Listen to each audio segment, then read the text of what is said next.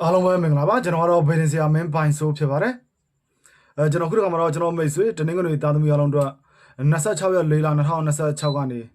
2ရက်5လ2026အတွင်းမှာကြုံတွေ့ရမယ့်တပတ်စာကံကြမ္မာဟောကိန်းကိုကဏ္ဍတစ်ခုချင်းစီလိုက်ကျွန်တော်အသေးစိတ်လေးဟောကြားပေးမှာဖြစ်ပါတယ်အဲ့တော့ဒီဘက်ကလာမှာကျွန်တော်မိတ်ဆွေတနင်္ဂနွေသားသမီးတွေပေါ့လေဘယ်လိုကံတရားလေးတွေကြုံတွေ့ရတတ်လဲပေါ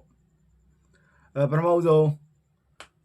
ထိကန်ဆန်းကျင်တဲ့သူတွေဆိုရင်လေထိကန်လေးအရင်ပေးခြင်းတယ်ဗျာနော်ဒေတာကုံဝါသနာပိုင်းထိကန်ဆန်းကြီးပေါ့ထီစုအကြီးပေါက်တဲ့ဆိုင်အသေးလေးတွေတွတ်လေးတွေပေါက်တာတော့များတဲ့သဘာဝရှိတယ်အရင်အကြီးပေါက်တော့နဲတာပေါ့နော်သို့တော့ကန်ဆန်းကြီးကြပါစို့ကိုယ်အနီနာပတ်ဝန်းကျင်မှာရှင်ပြုရန်ခံအလူတန်းမျိုးကြုံတာပေါ့နော်ဖះထီးတင်ပွဲတွေအဲ့လိုမျိုးတွေကြုံခဲ့လို့ရှိရင်သူကစီးပွားတက်တဲ့နမိတ်လို့ခေါ်တာဟုတ်ဗျာနော်ကောင်းတာပေါ့အဲ့လိုလေးပါမှထိုးရင်ပိုကောင်းတယ်ပြီးရင်သူကကိုတိုင်းကိုဝင်ဆောင်တာဖြစ်စေကိုမိသားစုတွေကကိုဝင်ဆောင်တာတို့ခလေးမှုတာတို့မြင်ခဲ့တိတ်ခွက်ကြားခဲ့လို့ရှိရင်ထီထိုးရင်ပိုကောင်းတာပေါ့နော်အဲ့တော့ထီထိုးမဲ့ဆိုရင်ဘယ်လိုကနလေးထိုးတင်လဲမင်းရင်6စ5ဆုံးသို့မဟုတ်4စ3ဆုံးတကွက်မြတ်တကွက်ကန်ဆန်းကြည့်ပါနော်အလုံးနဲ့ပတ်သက်ပြီးပြောချင်တာလေးရှိလို့သူကဒီကာလမှာပေါ့နော်သူကအလုတ်တော်လကောင်နေရာဌာနတော်လကောင်နှစ်ခုတည်းတစ်ခုပြောင်းသွားရွှေ့ရတဲ့ဂိမ်းပါတယ်အစိုးရဝန်ထမ်းတွေဆိုလို့ရှိရင်တော့လေနေရာထိုင်ခင်းအပြောင်းလဲဖြစ်တဲ့ဂိမ်းပါတာသူကတွေ့ရတယ်ပုဂ္ဂလိကဝန်ထမ်းတွေဆိုလို့ရှိရင်တော့လက်ရှိလောက်ကထွက်ပြီးနောက်တစ်ခုပြောင်းတာမျိုးတွေကြုံရတဲ့ဂိမ်းသွားပါတာတွေ့ရတယ်လူများထုံထုံမထုံကိုယ့်အောင်ထွက်တာများတယ်တချို့လေးတွေကတော့လူများထုတ်တာလူလျှော့တဲ့ထက်မှာပါသွားတာမျိုးတွေကြုံရတော့ခယူဆိုင်ပဲအလောက်ကိုင်းနေရာထိုင်ခင်းနဲ့ပတ်သက်ပြီးကြီးမားတဲ့အပြောင်းလဲတစ်ခုရင်ဆိုင်ရတဲ့တချို့ကတော့အိမ်ပြင်းနဲ့အိမ်ဆောက်တယ်ပေါ့နော်ဒါပေမဲ့မပြီးပါဘူးအိမ်ကြီးကလေတိုးတိုးလောင်းဖြစ်တာများပါတယ်ဝန်ထမ်းတွေဆိုရင်ဒီကာလမှာကိုယ့်ထက်အထက်လူကြီးအကြီးကရဲ့ညုံညင်မှုတွေခံရတယ်ဘလောက်ပဲကိုယ်အကောင်းအောင်လုပ်ပေးအကောင်းအထင်မခံဘူးပေါ့နော်အပြောဆိုခံရတာတွေအစားကြုံရတော့ဒီကာလရဲ့အဓိကမိန်ကအလောက်ကိုင်းနေရာထိုင်ခင်းနဲ့ပတ်သက်တဲ့အပြောင်းလဲဖြစ်တဲ့အထက်လူကြီးဒုက္ခပေးတဲ့မိသားစုဆိုလို့ရှိရင်လည်းမိဘတွေကကြမ်းမာရေးညံ့တာမျိုးလေးတွေဖြစ်တဲ့ကိန်းပါတယ်တချို့တွေကြတော့မိဘတွေကကိုယ့်ကိုအထင်လွဲတာပေါ့နော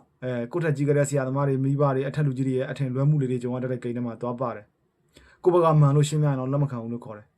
ငွေကြေးနဲ့ပတ်သက်ရင်တော့ဒီတစ်ပတ်ကလာကဘာမှစိတ်ပူတရားမလို့ဘူးငွေကြေးလက်လာပါအမရန်ရွှေနဲ့ပုံမှန်ထက်ကိုငွေဝင်တတ်တဲ့ကိန်းရှိတယ်လို့ခေါ်တယ်သူကလ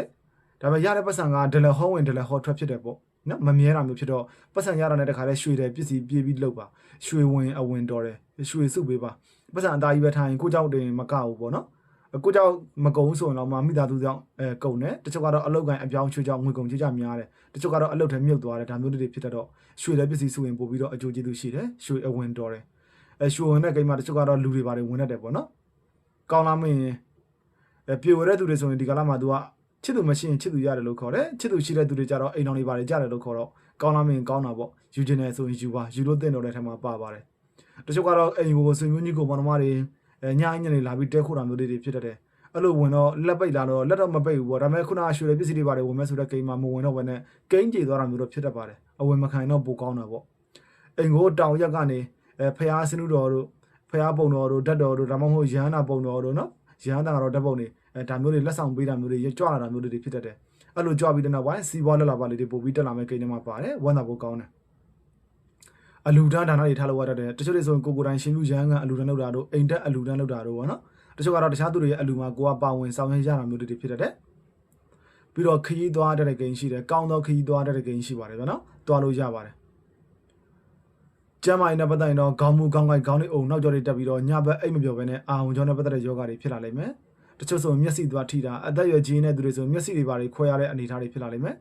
မျက်မှန်တာပါဝါတွေတိုးသွားတာမျိုးတွေဖြစ်တတ်တယ်ပေါ့နော်ဂယုဆိုင်ပြီးအောင်ကြောင့်မျက်စိနဲ့ပတ်သက်ပြီးတော်တော်လေးဒုက္ခပေးတဲ့ဂိမ်းပါတယ်ပြီးတော့ဆိုင်ကယ်တစ်ချက်သတိထားဆိုင်ကယ်စီးတဲ့သူတွေဆိုဆိုင်ကယ်တွေပါတယ်လေတုံးလုံးလေးတာတွေမောက်တာတွေဖြစ်တတ်တယ်အသက်အန္တရာယ်စိတ်ဝူတရားမရှိတော့အနေနဲ့ပါဖြစ်တတ်တယ်ပြီးတော့အိမ်မှာတုံးတဲ့စက်ပစ္စည်းတွေမကြာခဏပြတ်တာမျိုးတွေဖြစ်တတ်တယ်ဆိုင်ရဝင်တော့အကောင်အိမ်ရောက်ရင်ပြတ်တယ်ဗျအဲ့တော့ပြတ်တဲ့ဟာတွေကိုပြင်ပြီးတော့ရင်ကောင်းတယ်အသက်ဝင်ရင်သိမသိမတော်ဘူးပေါ့နော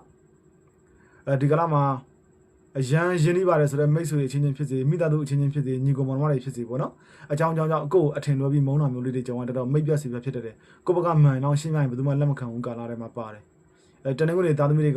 ကကိုမန်နဲ့ထင်လဲဘယ်သူမှဂယုမဆိုင်ပဲနဲ့လှုပ်ချင်တာရှင်းဇူရီဇူလိုလုပ်တဲ့အမရန်ခေါင်းမာတဲ့အကျင့်တွေတခုရှိတယ်အဲ့အကျင့်တွေလည်းပြင်ပြီးမှန်ချင်းမှန်မယ်တဟဇာရမဖြစ်တဲ့အခါမှာလူအထင်လွဲစရာလေးတွေကြောင်းတတ်တယ်ဂယုဆိုင်ပဲနော်ဒီကလာမှာတခုလုံးမဲ့ကြမယ်ဆိုရင်တောက်ကြသားသမီးတွေအကျိုးပေးတယ်သူတို့နဲ့ပူးတွဲတိုင်ပင်ပြီးတော့လုပ်ပေးနော်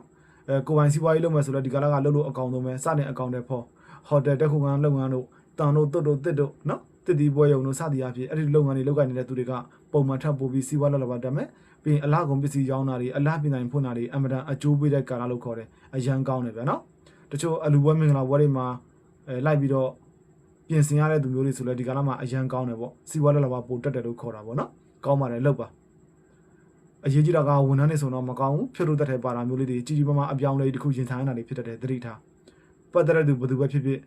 ကြာတာပရိသတ်သမီးအင်္ဂါတာသမီးတွေကိုအကြောင်းပြုပြီးစိတ်ပင်ပန်းလူပင်ပန်းပြဿနာဖြစ်တတ်တယ်